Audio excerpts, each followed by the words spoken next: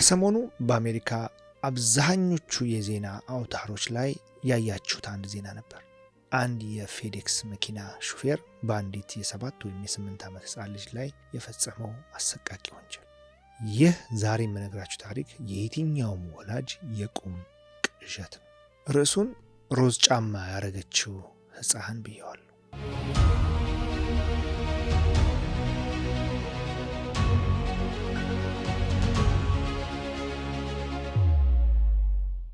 ስፍራው ፓራዳይዝ ቴክሳስ ነው። ይህቺ ከተማ ልክ እንደ ስሟ ለነዋሪዎቿ ገነት ነበረች። ሰፊ ሜዳዎች፣ እስከ አድማስ የሚዘረጉ የጠጠር መንገዶችና በየቦታው የሚሰማው ሰላማዊ ድባብ። ቴክሳስ በአጠቃላይ ሁሉ ነገር ትልልቅ ነው። ዊ ላይክ ቤግ ይላሉ። እዚህ ከተማ ውስጥ በሩን የሚቆልፍ ሰው የለም ይባላል። ከተቆለፈም ለጥንቃቄ ሳይሆን ልምድ ስለሆነባቸው ነው ይባላል። ነገር ግን ህዳር 30 2022 ይህ ሰላም ዝም ብሎ አልተሰበረም፣ ረገፈ እንጂ። የተለያዩ ስጦታዎችን ለልደት፣ ለገና፣ ለማዘርስ ዴይ ለመሳሰሉት ፍላጎቶቻችን ተላላኪ በመሆን በየቀኑ የምናያቸው፣ ዩኒፎርማቸውን የምናምናቸው፣ አርማቸውን የምናምናቸው ብዙ ድርጅቶች አሉ። ነገር ግን በዚያ ሮብ ዕለት ከሰዓት በኋላ አንድ ነጭና ወይን ጠጅ ቀለም ያለው ቫን ወደ ካውንቲ መንገድ 4668 ሲገባ ደስታን ይዞ የመጣ ይመስል ነበር። ነገር ግን ያመጣው በቴክሳስ ምድር ላይ የማይረሳ አስፈሪ ጥላን ነበር። የዚህን አደጋ ክብደት ለመረዳት አቲና ስትራንድ ማን እንደነበረች ማወቅ ያስፈልጋል። በዜናው ላይ እንደሰማችኋት ዝም ብላ በዜና ላይ የመጣች የዜና ርዕስ የሆነች ወይም የጠፋች ልጅ ብቻ አልነበረችም ይሏታል። የ7 ዓመት ንቁ ሕፃን ነበረች። እንስሳትን የምትወድ፣ በቴክሳስ የጨለመ ምሽት ላይ እንደ ብርሃን የሚያበራ ፈገግታ የነበራት ልጅ ነበረች ይሏታል። 7 ዓመቷ ነው። እናቷ ሜላኒን እንደገለጸቻት አቴና ለስላሳና ተዋጊ ልብ ነበራት ትላለች።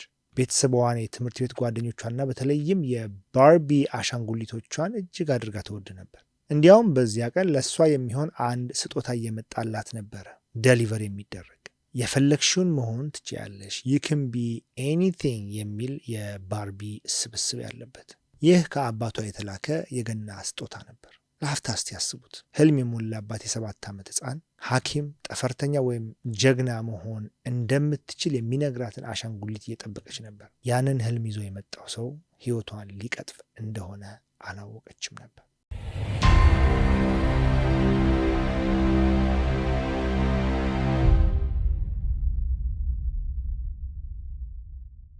አሁን ደግሞ መሪውን የጨበጠውን ሰው እንመልከት። ቴነር ሆርነር የ31 ዓመት ጎልማሳ፣ የቀድሞ የኡበር ሹፌር፣ ሙዚቀኛ፣ በወቅቱ ደግሞ የፌዴክስ ተላላኪ።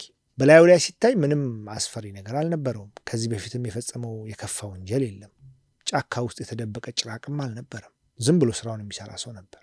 ወደ ስትራንድ ግቢ ሲገባ እርሱ መኪናውን እየነዳ የነበረ ተራ ሹፌር ብቻ አልነበረም። እድልን የሚጠባበቅ ሰው ነበር። ጊዜን የሚጠብቅ ሰው ነበር።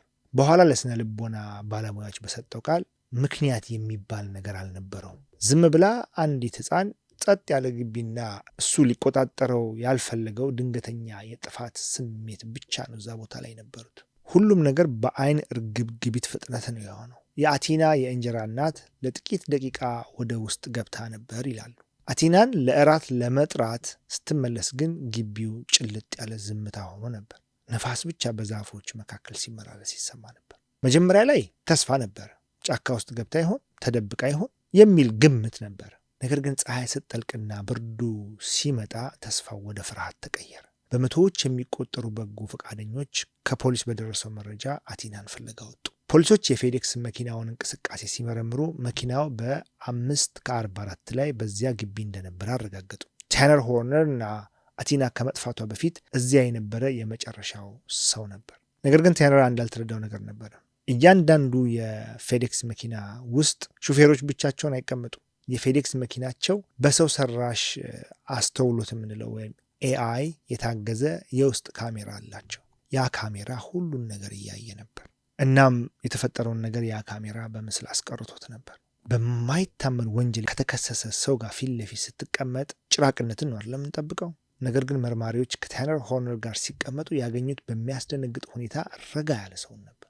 መጀመሪያ ላይ ሆርነር ራሱን እንደ ተጎጂ ለማሳየት ሞክሮ ነበር። ለፖሊሶች እንደተናገረው ከሆነ መኪናውን ወደኋላ ሲያሽከረክር አቴናን አላያትም ነበር። መኪናው ገጫት፣ ደንግጬ ነው መኪናው ውስጥ የከተትኳት የሚል ታሪክን አቀረበ።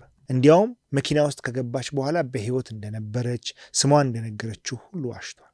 መርማሪዎች ግን መኪናውን ሲመረምሩ ምንም አይነት የመጋጨት ምልክትን አላገኙም። እንዲሁም ጭረት ራሱ አልነበረው። ታሪኩ መፈራረስ ጀመረ።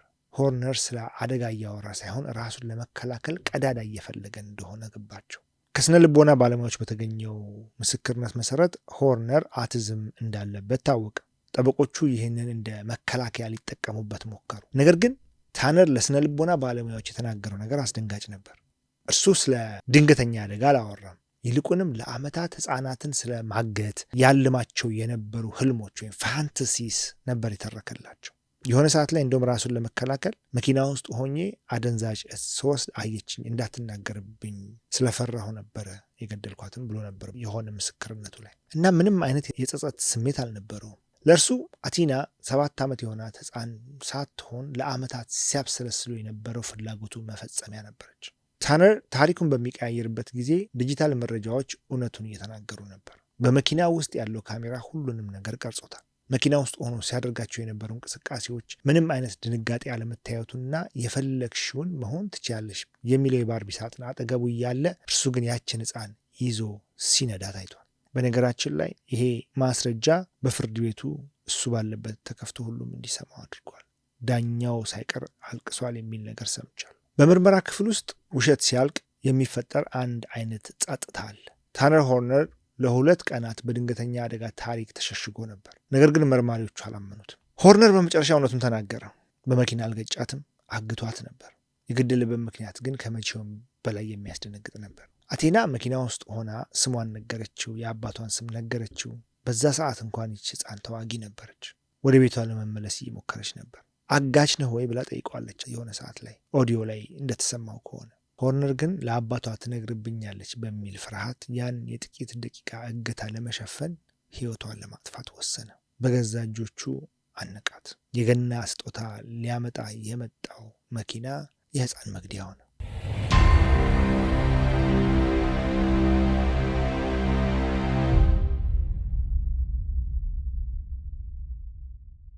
ታህሳስ 2 ምሽት ሆርነር ፖሊሶችን አቲናን ወደ ደበቀበት ቦታ መራቸው። በጨለማው የቴክሳስ መንገድ ላይ የፖሊስ መኪናዎች የፌዴክስ ሹፌሩን ተከትለው ሲሄዱ አስቡት። በዚያ ብርዳማ ምሽት አቲናን አገኟት። ያቺ አሻንጉሊት የምትወድ ሕፃን በዚያ ጭልጥ ባለ ቦታ ተጥላ ተገኘች።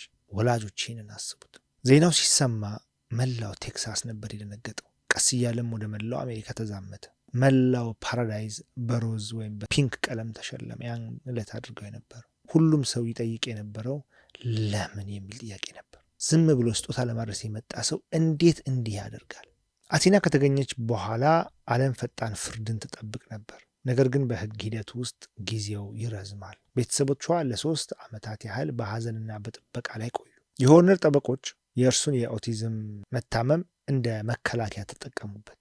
አእምሮ በትክክል አይሰራም፣ በድንጋጤ ጊዜ ምን እንደሚያደርግ አያውቅም የሚል መከራከሪያን አቀረቡ። ነገር ግን አቃቢ ሕግ ይህንን አልቀበለውም አለ። ስራውን መስራት የቻለ መኪና መንዳት የቻለ እና ወንጀሉን ለመሸፈን የሞከረ ሰው ድንገት አእምሮ ሊሰራ አይችልም ወይም አእምሮ አይሰራም ሊባል አይችልም አለ። ሚያዝያ 2026 ለዓመታት ጥፋተኛ አይደለሁም ሲል የነበረው ሆርነር በመጨረሻም ሚያዝያ 2026 ላይ ፍርድ ቤት ቆሞ ጥፋተኛ ነኝ አለ። ነገር ግን ይህ የሆነው በጸጸት ሳይሆን ማስረጃዎቹን ሊያስተባብል ባለመቻሉ ነው፣ ስለከበቡት ነበር። አሁን ጥያቄው ጥፋተኛ ነው ወይስ አይደለም የሚለው ሳይሆን ይሙት ወይስ በሕይወት ይቆይ የሚለው ሆነ።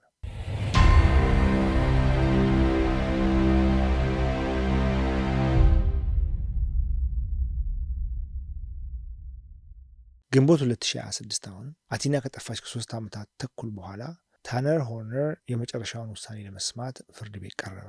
የቴክሳስ ዳኞች የእርሱን ዕጣ ፈንታ ሊወስኑ ተሰየሙ። ማስረጃዎች፣ ምስክርነቶች ሁሉም ቀረቡ። ዳኞቹ በመኪና ውስጥ የነበረውን ድምፅና ምስል እንዲያዩ ተደረገ።